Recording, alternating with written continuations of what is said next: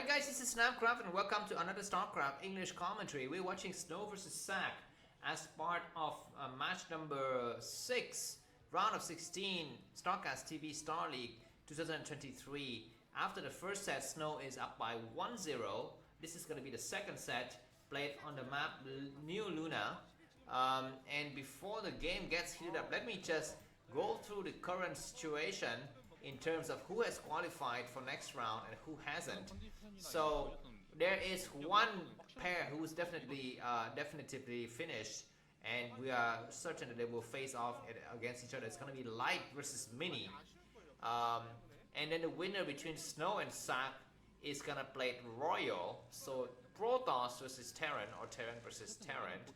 The winner between Ampo and Beast, which we will see next, will play against Best, and the winner between Rush and Sins would play against Soma.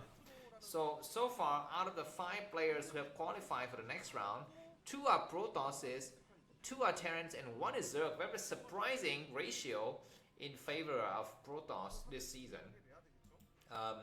Anyways, back to the game. Looks like Snow is in the purple color located at the top right corner of the screen, going for standard gateway and assimilator. Terran, Ssak is located at the bottom right. He's gone for supply depot barracks, but no gas, which leads me to think he's gonna try to go down the ramp and just go and quickly take a command center. Now, Snow's gonna be able to apply a little bit of pressure, I think, because you know, the two players are spawning very close to each other, but he will need to scout correctly. If he can scout correctly, then he will be able to apply a lot of pressure. But from the way it looks, Snow is not going to scout. He is not going to scout, and that means he might be going for an early expand himself at some point. Now he goes out to scout, and immediately we're seeing the probe moving to the wrong direction. It's not going to be able to find his enemy until a very, very long time. The command center is coming down now, and Ssak is having a nice, I think, supply or economic lead at some point. First Marine comes down. We should expect to see a Dragoon soon, but let's see if Snow delay Dragoon range and go for the fast robo. It seems he doesn't go for the fast robo.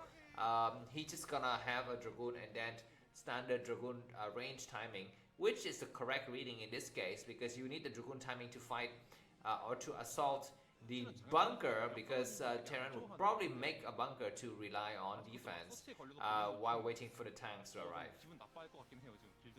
Alright, looks like Snow has made his first Dragoon, I think. It's coming down the ramp. Is it going to go directly towards his enemy's base?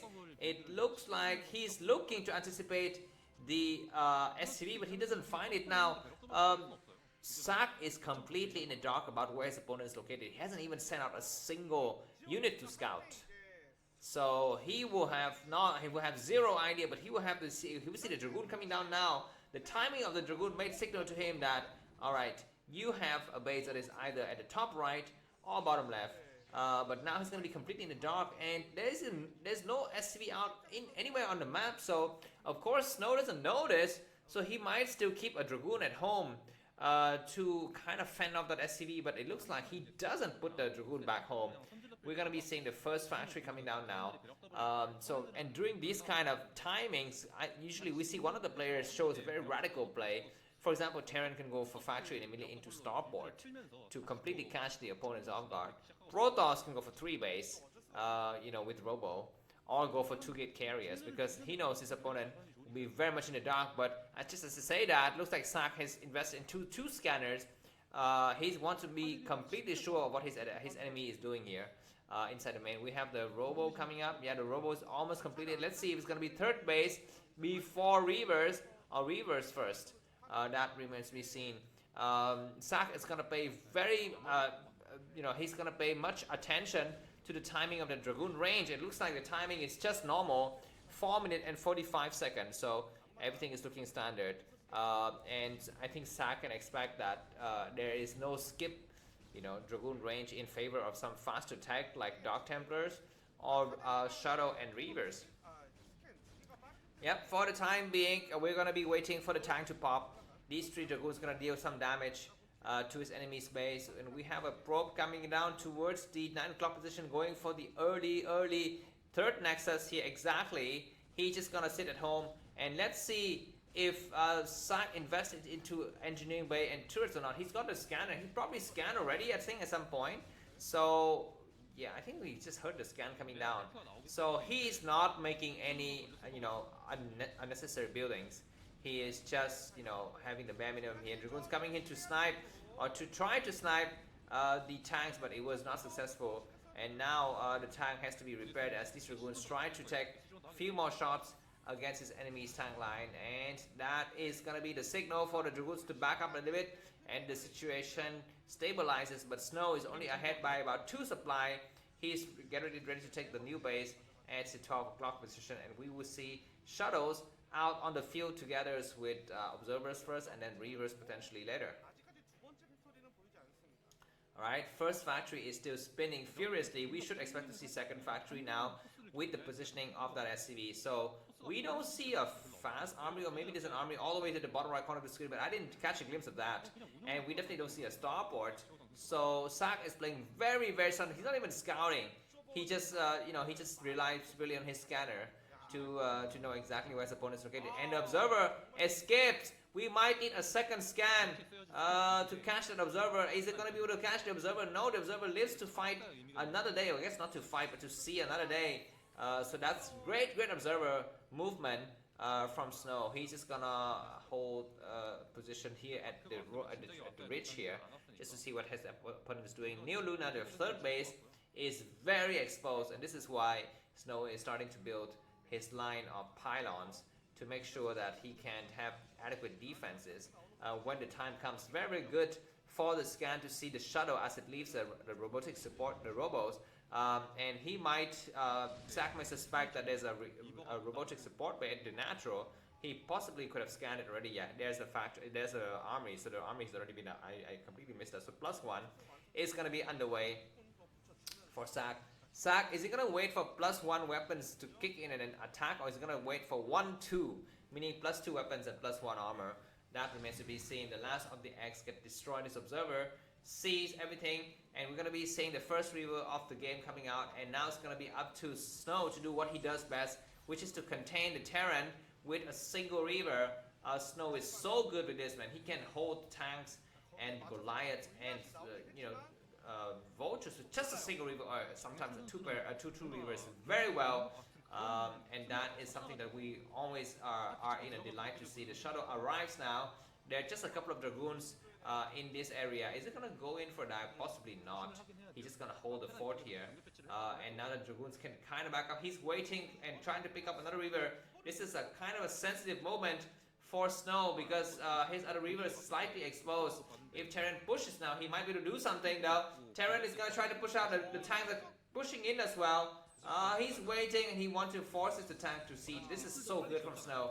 He knows that Terran wants to push out so badly, and by pushing the Dragoons in, he forces the tank to unsiege and then to re-siege. And now it's going to be time for the Reaver to come in, but we have a drop coming out, but there's an Observer, or excuse me, there's a pylon and a 9 o'clock position that sees everything. So this dropship is completely notified, but he's going to try to come out here, and 3 Vultures gonna try to do a lot of havoc. Need to block that base. So Dragoons are coming out. What is he doing? Alright, 3 Dragoons blocking this area, so that's great. Yeah, and Vultures have no business being there. Very, very good for Snow to even plant a new base in this area. But now it's gonna be time for him to leave that area, I think, with his probe and send some Dragoons over there. I think some Observers already started to come out. Oh my god! Some units are pushing through. The Dragoons are not in position to intercept, but very, very lucky for Snow.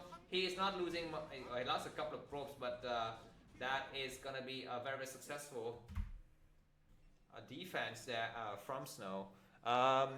We are at the 9-minute and 30th second of the game. Snow 107 supply, Ssak 106, so Ssak is keeping up with the supply count, and he's possibly ahead in terms of upgrades as well. We have more Vultures coming out to this side of the map. He's scanning continuously as he moves to the map. And probes, when they get transferred towards the 10 o'clock position, they're going to be in a serious trouble. Reavers, no, the Observer is going to die first. The Reaver is not going to die for the time being. And Dragoons are backing up. It's going to be time for Snow to pick up his units. We are seeing the dropship moving towards the top left, as well as, oh my god, the Snow sees. He doesn't see that situation. And what do we have here? Just some vultures laying some mines in this area, and then more vultures going up. But there are no probes just yet. But we have even a cannon in the area, and we're starting to see probes being transferred now. So yeah, the tank is gonna try to lay itself. And yeah, at least oh my god, there's so much mine.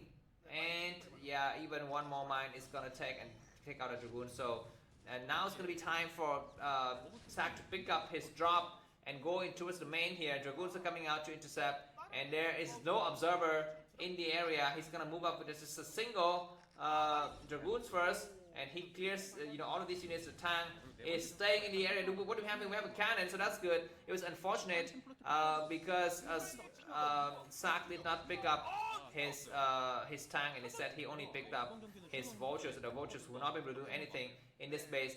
But Ssak is ready to push out, man. Ssak 150 supplies, still 131. Ssak is got a very, very nice supply, and that tank is a little bit too far forward. The Reapers start to attack. It needs to go for something. It's decided to go and attack us a couple of vultures, but the shuttle with speed has been taken out. That's a little bit unfortunate. So no more shuttles, no more Reapers for the time. There's only dragoons here. Zelle not yet done. So Snow is finding himself in a war of hurt. He has more dragoons in the back, but need to kind of move his armies around just to make sure he's got a nice spread of units here, and not focusing the attention on some of the forward tanks. And yeah, Zelle without leg, and this new Luna map is so open. There's like very, very few areas you could kind of try to hide in. We are seeing Zelle getting melted here. Zelle coming from the back, Dragoons coming from behind. Nice D-Matrix. The D-Matrix is excellent. And he needs to forget about the D-Matrix tank and go for the other unit. And now he needs to kind of push in. But I think this might be a Snow GG. The second game was won excellently by Ssak. Thanks for watching. And if you like the cast, feel free to buy me a coffee, or you can subscribe to the Baby Muta channel. This is my beta channel. That's all for today. Thanks for watching, and see you soon. Bye-bye.